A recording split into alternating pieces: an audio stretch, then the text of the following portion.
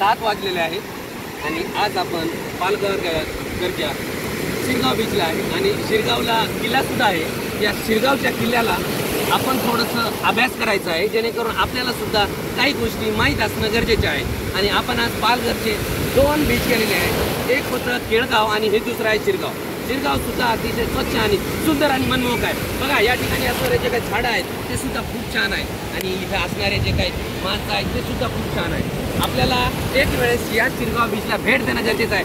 आता आज आणि आज या ठिकाणी आपण पोहोचलेलो आहात आणि खूप मजा यायली।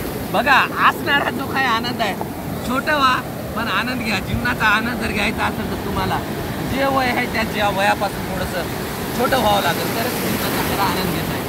रोज मजा करा आणि जे माझं काही यूट्यूब चॅनल नवीन चालू झाले याला थोडंसं सबस्क्राईब करा, बेल आयकन प्रेस करा आणि इतरांना सुद्धा दाखवा की आमचा माणूस आमच्यासाठी काय करत आहे।